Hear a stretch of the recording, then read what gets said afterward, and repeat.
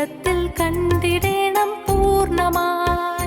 കർത്തൻ പാടുപെട്ടു മരിച്ചുയർത്ത പോലവേ സ്വന്ത ജീവിതത്തിൽ കണ്ടിടേണം പൂർണ്ണമായി.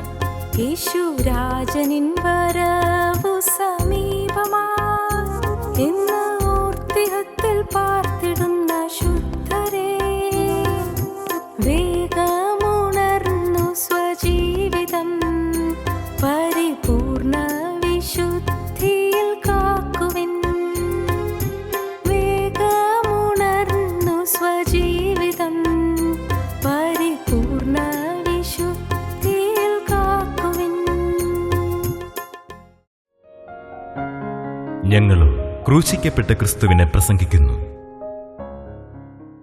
ദൈവ തിരുനാമത്തിന് മഹത്വം ഉണ്ടാകട്ടെ. ഉൽപ്പത്തി പുസ്തകം 35 അധ്യായം 14 വാക്യം നമുക്ക് വായിക്കാം. ദൈവം അവന് വിട്ട് കയറിപ്പോയി. അവൻ തന്നോട് സംസാരിച്ചിടത്ത് യാക്കോബ് ഒരു കൽത്തൂൺ നിർത്തി, അതിന്മേലൊരു പാനീയാഗമൊഴിച്ച് എണ്ണയും പകർന്നു. ദൈവത്തിന് സ്തോത്രം. യാക്കോബ് ഒരു കൽത്തൂൺ നിർത്തി. നമ്മുടെ ചിന്താവിഷയം കഴിഞ്ഞ പ്രാവശ്യങ്ങളിൽ നാം ചിന്തിച്ചത് യാക്കോബ് നാട്ടിയ കൽത്തൂണുകൾ എന്നുള്ളതാണ്. യാക്കോബ് നാട്ടിയ കൽത്തൂണുകൾ ഉൽപ്പത്തി പുസ്തകം 28 അധ്യായത്തിൽ നാം കാണുന്നുണ്ട്. 28 അധ്യായം 17 വാക്യം, യാക്കോബ് അധികാലത്ത് എഴുന്നേറ്റ് തലയണിയായി വെച്ചിരുന്ന കല്ലെടുത്ത് തൂണായി നിർത്തി അതിന്മേൽ എണ്ണയൊഴിച്ചു. 22 വാക്യം, ഞാൻ തൂണായി നിർത്തിയ ഈ കല്ല് ദൈവത്തിൻ്റെ ആലയവും ആകും. ഞാൻ തൂണായി നിർത്തിയ ഈ കല്ല് ദൈവത്തിൻ്റെ ആലയവുമാകും. യാക്കോവിൻ്റെ ജീവിതത്തിലെ ആദ്യത്തെ സമർപ്പണത്തിൻ്റെ കൽത്തൂണാണത്. ജീവിതത്തിൽ ഒരിക്കലായി സമർപ്പണം എടുക്കുന്നൊരനുഭവം. ആദ്യമായി ജീവിതം സത്യദൈവത്തിന് തിരുമുൻപാകെ സമർപ്പിക്കുകയാണ്. ദൈവസന്നിധിയിൽ ചില നേർച്ചകൾ നേരുകയാണ്, ചില പ്രതിഷ്ഠകൾ എടുക്കുകയാണ്, ചില ഉടമ്പടികൾ എടുക്കുകയാണ്, ദൈവത്തോട് വാക്ക് പറയുകയാണ്, ദൈവസന്നിധി ഹൃദയം പകരുകയാണ്. യാക്കോബ് ദൈവത്തോട് വാക്ക് പറഞ്ഞ് ഹൃദയം പകർന്ന് ദൈവത്തോട് പ്രാർത്ഥിക്കുകയാണ്. യാക്കോബ് അവിടെ ഒരു കൽത്തൂൺ നിർത്തി. തലയണയായി വെച്ചിരുന്ന കല്ലെടുത്ത് തൂണായി നിർത്തി. അത് നാം കഴിഞ്ഞ പ്രാവശ്യം ചിന്തിച്ചതാണ്. അന്ന് യാക്കോബ് എടുത്ത ആ പ്രതിഷ്ഠ അത് വളരെ മഹത്തായ ഒരു അനുഭവമായിരുന്നു. എന്നാൽ 20 കൊല്ലത്തിന് ശേഷം യാക്കോബ് പിന്നെയും ഒരു കൽത്തൂൺ നിർത്തി. അതാണ് 31 അധ്യായം 46 വാക്യത്തിൽ നാം കണ്ടത്. 31 അധ്യായം 46 വാക്യം, കല്ല് കൂട്ടുവിനെന്ന് യാക്കോബ് തൻ്റെ സഹോദരന്മാരോട് പറഞ്ഞു. അവർ കല്ലെടുത്ത് ഒരു കൂമ്പാരമുണ്ടാക്കി കൂമ്പാരത്തിന്മേൽ വെച്ച് അവർ ഭക്ഷണം കഴിച്ചു. 45, 46, അപ്പോൾ യാക്കോബ് ഒരു കല്ലെടുത്ത് തൂണായി നിർത്തി. കല്ല് കൂട്ടുവീൻ എന്ന് യാക്കോബിൻ്റെ സഹോദരന്മാരോട് പറഞ്ഞു. അവർ കല്ലെടുത്ത് ഒരു കൂമ്പാരമുണ്ടാക്കി കൂമ്പാരത്തിന്മേൽ വെച്ച് അവർ ഭക്ഷണം കഴിച്ചു. ലാബാൻ അതിന് യഗർ സാഹദൂത, സാക്ഷ്യത്തിൻ്റെ കൂമ്പാരം എന്ന് പേരിട്ടു. യാക്കോബ് അതിന് ഗലേദ്, സാക്ഷ്യത്തിൻ്റെ കൂമ്പാരം എന്ന് പേരിട്ടു. ഈ കൂമ്പാരം ഇന്ന് എനിക്കും നിനക്ക് മധ്യേ സാക്ഷി എന്ന് ലാബാൻ പറഞ്ഞു. ദൈവത്തിന് സ്തോത്രം. യാക്കോബ് അമ്മായപ്പനുമായി വ്യക്തമായ ഒരു വേർതിരിവിലേക്ക്, വളരെ കൃത്യമായൊരു വേർപാടിലേക്ക് വരുന്നതിനെ സൂചിപ്പിക്കുന്നതാണ് ഈ രണ്ടാമത്തെ കൽത്തൂണ്. മുമ്പ് 20 കൊല്ലം മുൻപ് ദൈവസന്നിധിയിൽ സമർപ്പണം എടുത്തു. അത് കഴിഞ്ഞ് ഇന്ന് യാക്കോബ് 20 കൊല്ലത്തിന് ശേഷം വീണ്ടും സമർപ്പണം എടുക്കുന്നു. ഇനി വിഗ്രഹാരാധിയുമായി യാതൊരു ചർച്ചയുമില്ല, അവിശ്വാസിയുമായി യാതൊരു ചർച്ചയുമില്ല, അവിശ്വാസത്തോടെ സത്യദൈവത്തെ വിശ്വസിക്കാതെ നിൽക്കുന്നവരുമായി യാതൊരു ബന്ധവുമില്ല. യാക്കോബ് വ്യക്തമായൊരു തീരുമാനമെടുത്തു. അതാണ് രണ്ടാമത്തെ തൂണ്. ദൈവത്തിന് സ്തോത്രം. അതിന് ഇരുപുറവും രണ്ടുപേരും നിന്നു. അന്ന് യാക്കോബ് പിന്മാറ്റക്കാരനാണ്. യാക്കോബ് പണ്ട് 20 കൊല്ലം മുൻപെടുത്ത സമർപ്പണത്തിൽ നിന്ന് വളരെ പുറകോട്ട് പോയിരിക്കുകയായിരുന്നു. തീരുമാനങ്ങളെല്ലാം പാളിപ്പോയിരുന്നു. അങ്ങനെ ഒരു തീരുമാനം എടുത്ത കാര്യം പോലും യാക്കോബ് മറന്നുപോയിരുന്നു. 20 കൊല്ലം ദൈവത്തെ അറിയാതെ ജീവിച്ചു. എന്നാൽ ഇപ്പോൾ യാക്കോബിന് വെളിച്ചം, ഒരു വെളിവ് കിട്ടിത്തുടങ്ങി. യാക്കോബ് ആ കല്ല് നാട്ടിയിട്ട് ഒരു വശത്ത് ലാബാൻ, ഇപ്പുറത്ത് യാക്കോബ്. ഒരു വശത്ത് അമ്മാവൻ, ഇപ്പുറത്ത് മരുമോൻ. ഒരു വശത്ത് അമ്മായപ്പൻ, ഇപ്പുറത്ത് മരുമകൻ. ഒരു വശത്ത് വിഗ്രഹാരാധി, ഇപ്പുറത്ത് പിന്മാറ്റക്കാരൻ. ആ കല്ല് നാട്ടി വ്യക്തമായി ഒരു വേർപാട് പാലിച്ചു. അനുഗ്രഹം ആരംഭിക്കാൻ തുടങ്ങുകയാണ്. മൂന്നാമത്തെ കൽത്തൂണാണ് നാം 35-ാം അധ്യായം 14-ാം വാക്യത്തിൽ ഇപ്പോൾ വായിക്കുന്നത്. മൂന്നാമത്തെ കൽത്തൂൺ. അവൻ തന്നോട് സംസാരിച്ചിടത്ത് യാക്കോബ് ഒരു കൽത്തൂൺ നിർത്തി, അതിന്മേൽ ഒരു പാനീയാഗമൊഴിച്ച് എണ്ണയും പകർന്നു. ദൈവത്തിന് സ്തോത്രം. ദൈവം 20 കൊല്ലത്തിന് ശേഷം യാക്കോബിനോട് നേരിട്ട് സംസാരിക്കുകയാണ്. ദൈവം നേരിട്ട് പ്രത്യക്ഷനായി സംസാരിക്കുകയാണ്. അത് ഹൃദയത്തെ തൊടുന്നൊരു കാര്യമാണ്. സ്വർഗത്തിലെ ദൈവം ഭൂമിയിലെ നിസ്സാരനായ മനുഷ്യനോട് സംസാരിക്കുക. സ്വർഗത്തിലെ ദൈവം കാലാകാലങ്ങളിൽ എങ്ങനെയാണ്? അബ്രഹാമിനോട് സംസാരിച്ചു. അബ്രഹാമിന് പലവട്ടം പ്രത്യക്ഷനായി. ദൈവം അബ്രഹാമിനോട് സംസാരിച്ചു. നമുക്കൊന്നും മനസ്സിലാവില്ല. എനിക്ക് മനസ്സിലാകുന്നില്ല. എന്താണ് ഈ പറയുന്നത്? സ്വർഗത്തിലെ ദൈവം. ആരാണ് ഈ ദൈവം? ഒരിടത്തും ഒതുങ്ങാത്തവനായ ദൈവം. ഈ അണ്ടകടാഹത്തിൽ ഒരിടത്തും ഒതുങ്ങാത്തവനായ ദൈവം.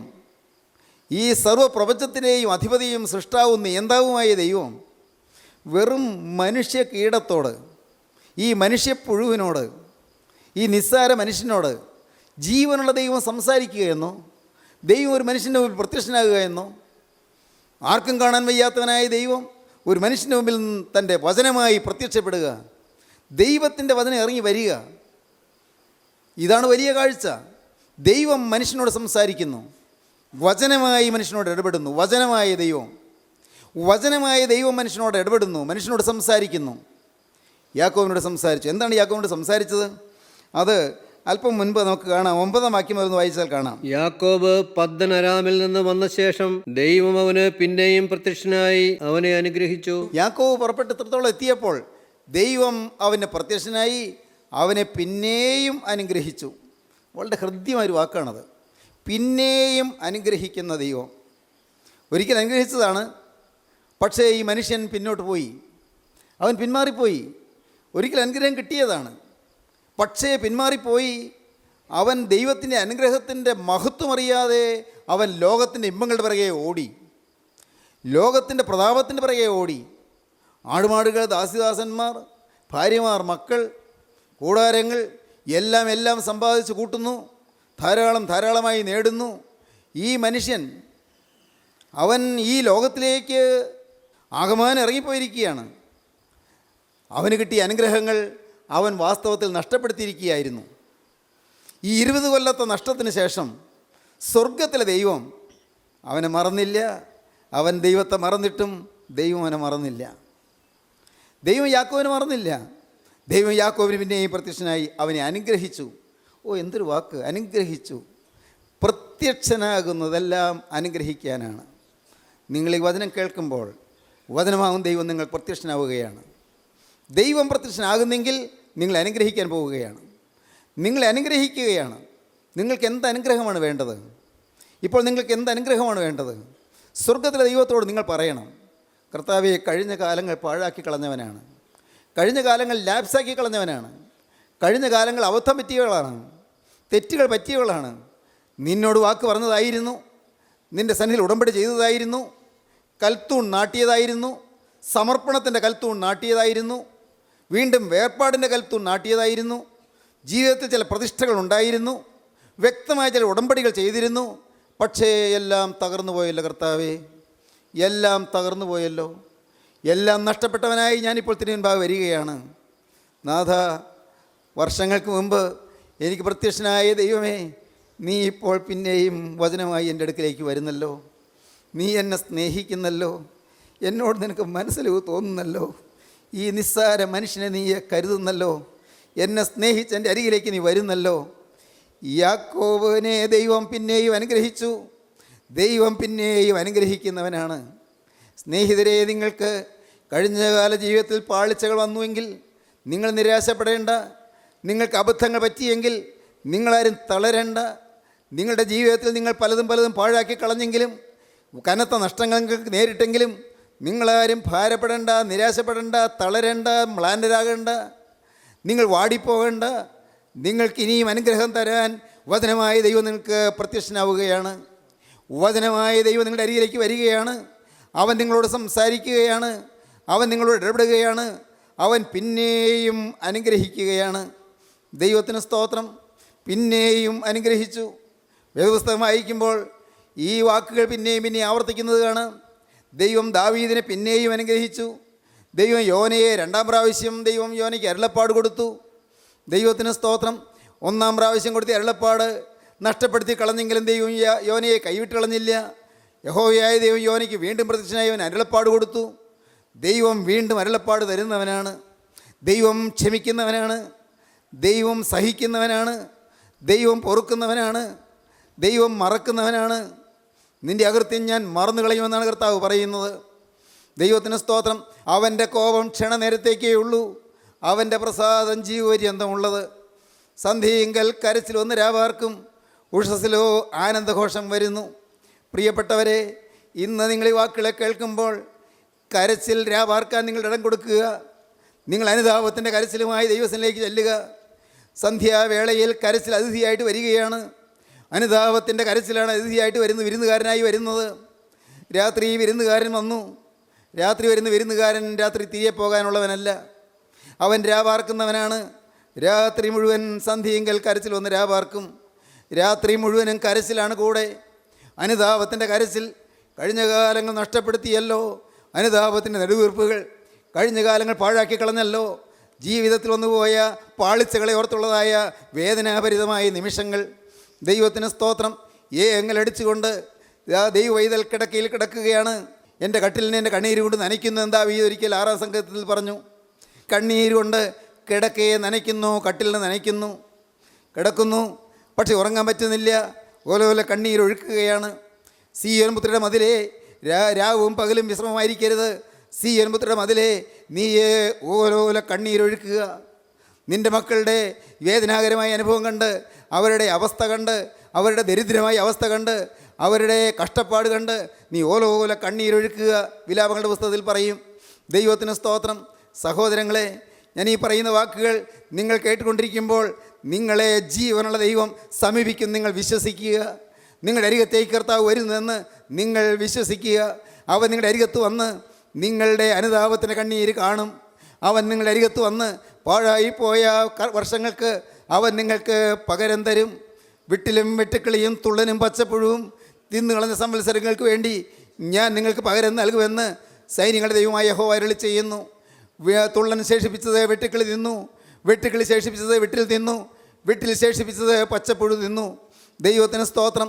നല്ല കൃഷിയായിരുന്നു, എന്നാൽ അത് തുള്ളൻ എന്ന് പറയുന്ന ദുഷ്ടപ്രാണി വന്ന് എല്ലാം നശിപ്പിച്ച് കളയുന്നു. ഉടമസ്ഥന് സങ്കടമുണ്ട്, എല്ലാം പാഴായി പോകുന്നല്ലോ. പക്ഷേ തുള്ളൻ കുറച്ച് ശേഷിപ്പിച്ചു. എന്നാൽ 2-ാം പ്രാവശ്യം വന്നപ്പോൾ അതിൽ പ്രതീക്ഷയോടെയാണ് ഇപ്രാവശ്യം വന്നത്. തുള്ളൻ തിന്നതിന് ശേഷം കുറച്ചുണ്ടായിരുന്നല്ലോ, ആ പ്രതീക്ഷയോടെയാണ് വന്നത്. പക്ഷേ തുള്ളൻ ശേഷിപ്പിച്ചത് വെട്ടുക്കിളി തിന്നു. വെട്ടുക്കിളി ദുഷ്ടപ്രാണിയാണ്, ക്ഷുദ്രപ്രാണിയാണ്. അത് വന്നതിൻ്റെ പച്ചഭാഗങ്ങളെല്ലാം എല്ലാം തിന്നുകളയുന്നു. അതിൻ്റെ ഇലത്തണ്ടുകളെല്ലാം ഒടിഞ്ഞു തൂങ്ങിക്കിടക്കുന്നു. തുള്ളൻ ശേഷിപ്പിച്ചത് വെട്ടുക്കിളി തിന്നു. എന്നാൽ പിന്നെയും ആശയുണ്ട്. തണ്ടുണ്ടല്ലോ, ആ തണ്ട് അതിൽ പുതിയ നാമ്പുകൾ കിളിർത്തു വരും. ഒരു പ്രതീക്ഷയുണ്ട്. യജമാനൻ പിന്നെ വന്നു. അപ്പോഴുണ്ട് വിട്ടിൽ ശേഷിപ്പിച്ചത് പച്ചപ്പുഴു തിന്നു. പച്ചപ്പുഴു എല്ലാം നശിപ്പിച്ച് കളഞ്ഞിരിക്കുന്നു. ദൈവത്തിന് സ്തോത്രം.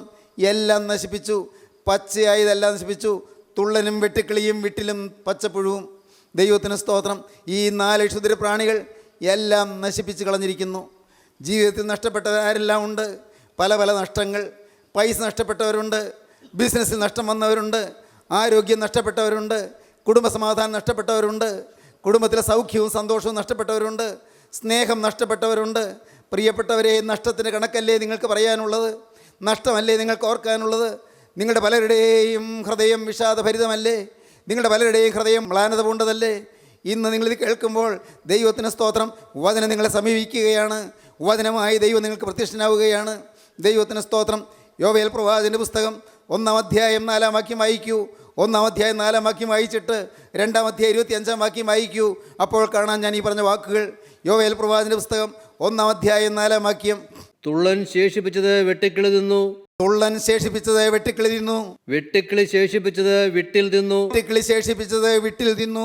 വിട്ടിൽ ശേഷിപ്പിച്ചത് പച്ചപ്പുഴ തിന്നു. വിട്ടിൽ ശേഷിപ്പിച്ചത് പച്ചപ്പുഴു തിന്നു. മദ്യപാനത്തിന് വേണ്ടി കുറെ കളഞ്ഞു. അതാണ് അടുത്ത വാക്യം. മദ്യപന്മാരെ ഉണരുവീൻ. ആ വാക്യം കൂടെ വായിക്കാം. മദ്യപന്മാരെ ഉണർന്ന് കരവീൻ. മദ്യപന്മാരെ ഉണർന്ന് കരയുവീൻ. മദ്യത്തിന് വേണ്ടി കുറേയേറെ നഷ്ടപ്പെടുത്തി. ഇന്ന് കരളിൻ്റെ രോഗം, ഇന്ന് ആമാശയത്തിൽ രോഗം, ഇന്ന് പല പല രോഗങ്ങൾ, ഇന്ന് ഹാർട്ടിന് തകരാറ്.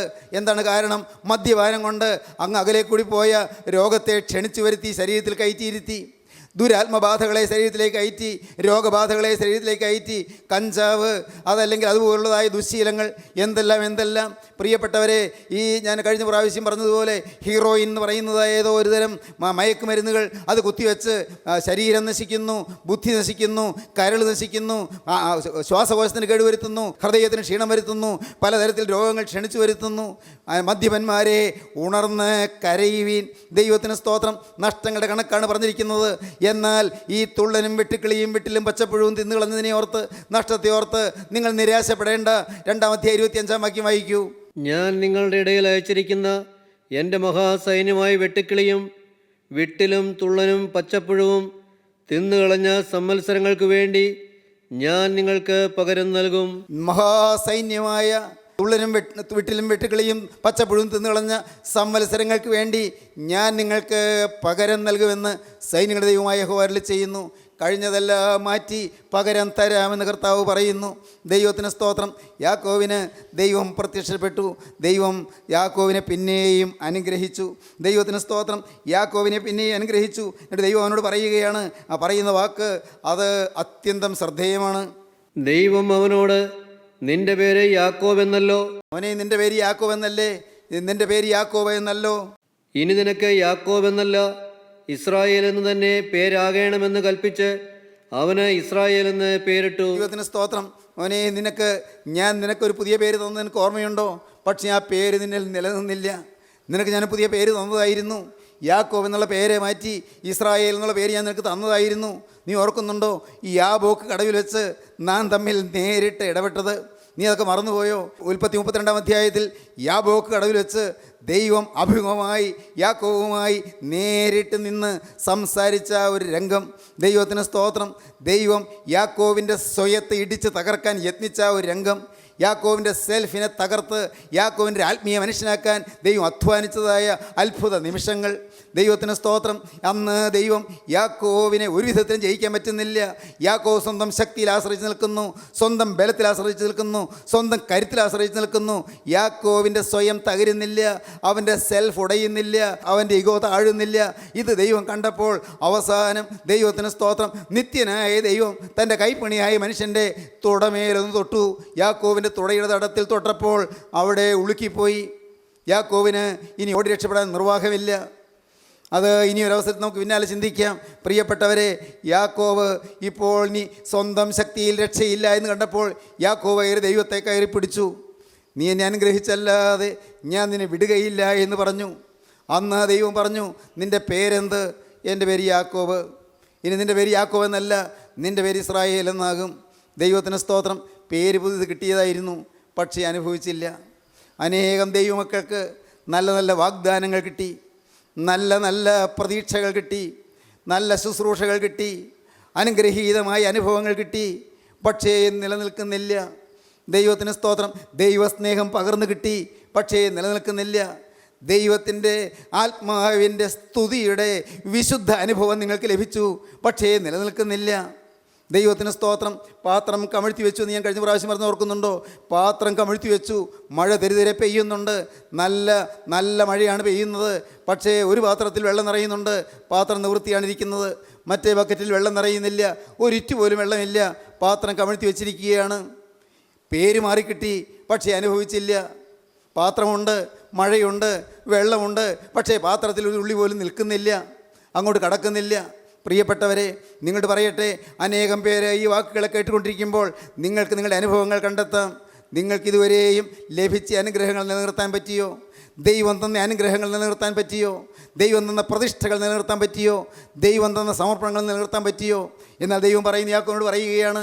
ദൈവം പറയുന്നു, ഇനി നിനക്ക് യാക്കോവ് എന്നല്ല ഇസ്രായേൽ എന്ന് തന്നെ പേരാകണം. ദൈവത്തിൻ്റെ ആവശ്യം പോലെയാണ് ദൈവം പറയുന്നത്, യാക്കോബിൻ്റെ ആവശ്യം പോലെയല്ല. ഓ, ജീവനുള്ള ദൈവത്തിൻ്റെ സ്നേഹം. ദൈവം പറയുകയാണ്, ഇനി നിനക്ക് യാക്കോബ് എന്നല്ല ഇസ്രായേൽ എന്ന് തന്നെ പേരാകണം. ദൈവത്തിന് നിർബന്ധമാണത്. സ്നേഹിത, ഈ വാക്കുകൾ നീ കേൾക്കുമ്പോൾ നീ വിശ്വസിക്കൂ, ദൈവത്തിന് നിന്നെക്കുറിച്ച് ചില നിർബന്ധങ്ങളുണ്ട്. നിനക്കൊരു പുതിയ പേര് നിന്നിൽ കൊത്തിത്തരണം ദൈവത്തിന് നിർബന്ധമുണ്ട്. മുദ്രക്കൊത്തായി ഒരു പുതിയ പേര് നിനക്ക് തരുവാൻ കർത്താവ് ആഗ്രഹിക്കുന്നുണ്ട്. പുതിയ പേര് നിനക്ക് തന്ന് നിന്നെ അനുഗ്രഹിപ്പാൻ കർത്താവ് ആഗ്രഹിക്കുന്നുണ്ട്. ഇനി നിൻ്റെ പേര് യാക്കോബ് എന്നല്ല ഇസ്രായേൽ എന്ന് തന്നെ ആകണം. കർത്താവിന് സ്തോത്രം. ദൈവത്തിൻ്റെ ആശ എത്ര വലുതാണ്, നിത്യനായ ദൈവത്തിൻ്റെ ആശ. സ്നേഹിതരെ, നിങ്ങൾ വിശ്വസിക്കുന്നുണ്ടോ നിങ്ങളുടെ അരികത്ത് യേശു ഇപ്പോൾ വന്നിട്ടുണ്ട് എന്ന്, നിങ്ങളുടെ സമീപത്ത് യേശു നിൽക്കുന്നുണ്ട് എന്ന്, നിങ്ങളെ അവൻ പേർ ചൊല്ലി വിളിക്കുന്നുണ്ട് എന്ന്, നിങ്ങൾക്ക് പുതിയ പേര് തരുന്നു എന്ന്, നിങ്ങൾ പഴയ മനുഷ്യനല്ല പുതിയ സൃഷ്ടിയാകാൻ പോവുകയാണ് എന്ന്, നിങ്ങളുടെ ജീവിതത്തിൽ പുതിയ ചില അനുഭവങ്ങൾ ലഭിക്കാൻ പോകുന്നു എന്ന്, പുതിയ അനുഭവങ്ങളുടെ സമ്പത്ത് നിങ്ങൾക്ക് തരാൻ പോകുന്നു എന്ന് നിങ്ങൾ അറിയുന്നുണ്ടോ? പ്രിയപ്പെട്ടവരെ, സ്നേഹവാനായ ക്രിസ്തു നിങ്ങളുടെ അരികത്ത് വന്ന് നിന്നുകൊണ്ട് നിങ്ങളുടെ മുൻപിൽ നിങ്ങളെ സ്നേഹത്തോടെ വിളിച്ചുകൊണ്ട്, നിങ്ങളെ പേർ ചൊല്ലി വിളിച്ചുകൊണ്ട് നിങ്ങളുടെ അരികത്ത് വന്ന് നിങ്ങളെ അനുഗ്രഹിപ്പാൻ കരം നീട്ടുകയാണ്. നിങ്ങൾ വിശ്വസിക്കൂ, പുതിയ പേര് നിങ്ങൾക്ക് തരാൻ പോകുന്നു, പുതിയ പേര് നിങ്ങൾ നിക്ഷേപിക്കാൻ പോകുന്നു, പുതിയ പേരിൽ നിങ്ങളെ അറിയാൻ പോകുന്നു. ഇതുവരെ പുതിയ പേര് ലഭിച്ചെങ്കിലും ആ പുതിയ പേര് അനുഭവിച്ചില്ല. ദൈവം അന്ന് ഇനി നിൻ്റെ പേര് ഇസ്രായേൽ എന്നാകുമെന്ന് പറഞ്ഞെങ്കിലും പിന്നെയും യാക്കോബ് യാക്കോബ് എന്നാണ്. 32-ാം അധ്യായം മുതൽ 33, 34, 35-ാം അധ്യായത്തിൻ്റെ ഈ ഭാഗം വരെയും എല്ലാം ദൈവം യാക്കോബ് എന്നാണ് പറയുന്നത്, ഇസ്രായേൽ എന്ന് പറയുന്നില്ല. പ്രിയപ്പെട്ടവരെ, എന്നാൽ ഇവിടെ വന്നപ്പോൾ ദൈവം പറഞ്ഞു, ഇനി നിൻ്റെ പേര് ഇസ്രായേൽ എന്ന് തന്നെ ആകണം. കർത്താവിന് സ്തോത്രം. സ്വർഗത്തിലെ ദൈവത്തിൻ്റെ ആശ നിറവേറ്റാൻ ആരെ മുന്നോട്ട് വരും? ദൈവത്തോട് വാക്ക് പറഞ്ഞവർ അനേകർ ഈ വാക്കുകളെ കേൾക്കുന്നില്ലയോ? ഒരിക്കൽ സമർപ്പണം എടുത്തവർ അനേകർ ഈ വാക്കുകളെ കേൾക്കുന്നില്ലയോ? ഒരിക്കൽ ദൈവസന്നിധിയിൽ പ്രതിഷ്ഠയെടുത്തവർ ഈ വാക്കുകളെ കേൾക്കുന്നില്ലയോ? മകനെ, നിന്നോട് പറയട്ടെ, യേശു നിന്നെ സ്നേഹിക്കുന്നു. ചങ്കിലെ ചോരയൂറ്റി സ്നേഹിച്ചവൻ നിൻ്റെ അരികത്തേക്ക് വന്നിരിക്കുന്നു. തിരുവിലാവ് തുറന്ന്, ആ സ്നേഹമുള്ള ഹൃദയം തുറന്ന്, തിരുരക്തം വാർന്നൊലിച്ച് അവൻ വേദന കൊണ്ട് പിടയുമ്പോൾ അവൻ്റെ സ്നേഹത്തിൻ്റെ ശബ്ദമാണ് നീ കേൾക്കുന്നത്. പിതാവേ, ഇവർ ചെയ്യുന്നതിന് എന്ന് ഇവരറിയായാൽ ഇവരോട് ക്ഷമിക്കണമേ എന്നുള്ള സ്നേഹത്തിൻ്റെ സ്വരം, ആ വാത്സല്യമസൃണമായ സ്വരം, എല്ലാം ക്ഷമിക്കുന്ന സ്നേഹം, കഴിഞ്ഞ കാലങ്ങൾ മായ്ച്ചു തരുന്ന സ്നേഹം, എല്ലാം പൊറുക്കുന്ന സ്നേഹം, കടച്ചീട്ട് കീറിത്തരുന്ന സ്നേഹം, എല്ലാ കടച്ചീട്ടും കീറിത്തരുന്നു, എല്ലാ പാവവും ക്ഷമിച്ചു തരുന്നു, കഴിഞ്ഞകാല പിന്മാറ്റങ്ങൾ മാറ്റിത്തരുന്നു, പിന്മാറ്റം ചികിത്സിച്ച് സൗഖ്യമാക്കി തരുന്നു, ഗലയാദിലെ സൗന്ദര്യതൈലം പുരട്ടിത്തരുന്നു, ഗലയാദിലെ സുഗന്ധ കുഴമ്പ് നിൻ്റെ മേൽ പുരട്ടിത്തരുന്നു, നിൻ്റെ മുറിവിന് ഇടുവാൻ മരുന്നുണ്ട്, കുഴമ്പുണ്ട്, അത് നിനക്ക് തരികയാണ്. യിരെമ്യാവ് അതാണ് പറഞ്ഞത്. യിരെമ്യാ പ്രവാചകൻ കരഞ്ഞുകൊണ്ട് പറയുകയായിരുന്നു, നിൻ്റെ മുറിവിനിടുവാൻ മരുന്നില്ല, കുഴമ്പുമില്ല എന്ന് പറഞ്ഞ യിരെമ്യാ പ്രവാചകൻ തുടർന്ന് പറഞ്ഞു വരുമ്പോൾ ഇങ്ങനെയാണ് പ്രവചിക്കുന്നത്, ഗലയാദിൽ വൈദ്യനില്ലയോ, അവിടെ സുഗന്ധ തൈലമില്ലയോ, എൻ്റെ ജനത്തിൻ പുത്രിക്ക് രോഗശമനം വരാതിരിക്കുന്നത് എന്ത്? ഗലയാദിൽ വൈദ്യനുണ്ട്, ഗോകുൽത്തായിലെ കുരിശിൽ വെച്ച രക്ഷകനുണ്ട്, യേശുക്രിസ്തുവിന് തിരുരക്തമുണ്ട്. ആരും രോഗസൗഖ്യം പ്രാപിക്കാതിരിക്കേണ്ട, ആരും പാപമോചനം പ്രാപിക്കാതിരിക്കേണ്ട, ആരും നരകത്തിലേക്ക് പോകണ്ട. ഏത് പിന്മാറ്റക്കാരനും തിരിച്ചു വരാം, ഏത് അവിശ്വാസിക്കും വിശ്വാസിയായി തീരാം, ഏതൊരു പാപിക്കും രക്ഷപ്പെടാം. യേശു നിന്നെ സ്നേഹിക്കുന്നുണ്ട്, അവന് തിരുവിലാവ് തുറന്നിട്ടുണ്ട്, അവൻ്റെ തിരുരക്തം വാർന്നൊലിക്കുന്നുണ്ട്. അവൻ്റെ കരങ്ങളിലേക്ക് കൊടുക്കാമോ പ്രിയപ്പെട്ടവരെ? അവൻ നിങ്ങൾക്ക് പുതിയ പേര് സ്ഥിരമായി നിക്ഷേപിച്ചു തരും. പുതിയ പേരിൽ നിങ്ങളെ അറിയാൻ തുടങ്ങും, പുതിയ പേരിൽ നിങ്ങൾ വിളിക്കാൻ തുടങ്ങും, പുതിയ അനുഭവം നിങ്ങൾക്ക് ലഭിക്കാൻ തുടങ്ങും. നിങ്ങൾ പുതിയ പേരിൻ്റെ അവകാശികളായി മാറാനിടയാകും. യേശുക്രിസ്തുവിൻ്റെ രക്തം നിങ്ങളുടെ മേൽ തളിക്കട്ടെ, യേശുവിൻ്റെ തിരുരക്തം നിങ്ങളുടെ മേൽ ഒഴുകട്ടെ, യേശുവിൻ്റെ തിരുരക്തം നിങ്ങളെ കഴുകട്ടെ, യേശുവിൻ്റെ തിരുരക്തം നിങ്ങളുടെ ബാധകൾ മാറ്റട്ടെ, യേശുവിൻ്റെ തിരുരക്തം നിങ്ങളുടെ ശാപങ്ങൾ ദൂരീകരിക്കട്ടെ, യേശുവിൻ്റെ തിരുരക്തം കഴിഞ്ഞകാല ജീവിതത്തിലെ പാളിച്ചകളെല്ലാം മാറ്റി പറിച്ചു തരട്ടെ, യേശുവിൻ്റെ തിരുരക്തം നിങ്ങളെ പുതിയ സൃഷ്ടിയാക്കി മാറ്റട്ടെ, യേശുവിൻ്റെ തിരുരക്തം നിങ്ങൾ പുതിയ പേര് തരട്ടെ, യേശുവിൻ്റെ നാമം മഹത്വപ്പെടട്ടെ. Hallelujah, hallelujah, hallelujah. നമുക്ക് പ്രാർത്ഥിക്കാം. സ്നേഹവാനെ, അൻപുള്ള രക്ഷിതാവേ, വാഴ്ത്തപ്പെട്ട കർത്താവേ, ഈ അതിമനോഹരമായ സമയത്തിനായി സ്തോത്രം, തിരുസാന്നിധ്യത്തിനായി സ്തോത്രം. കർത്താവേ, മാലാഖമാർ ഉറ്റുനോക്കുന്നതിനായി സ്തോത്രം, സ്വർഗം തുറന്നിരിക്കുന്നതിനായി സ്തോത്രം. ഇതാ മനുഷ്യരോടുകൂടെ ദൈവത്തിൻ്റെ കൂടാരം, അവനവരോടുകൂടെ വസിക്കും, അവനവരുടെ ദൈവമായി അവരോടുകൂടെ ഇരിക്കും, അവനവരുടെ കണ്ണിൽ നിന്ന് കണ്ണുനീരെല്ലാം തുടച്ചു കളയും. അപ്പോൾ കണ്ണുനീര് തുടയ്ക്കുന്ന പരിശുദ്ധ കരങ്ങൾക്കായി സ്തോത്രം, അവിടുത്തെ കൃപ ഞങ്ങളെ തലോടുന്നതിനായി സ്തോത്രം. എല്ലാവരെയും വാഴ്ത്തണമേ, എല്ലാവരെയും അനുഗ്രഹിക്കണമേ, യേശുവിൻ്റെ നാമത്തിൽ തന്നെ. ആമീൻ. ഹല്ലേലൂയ.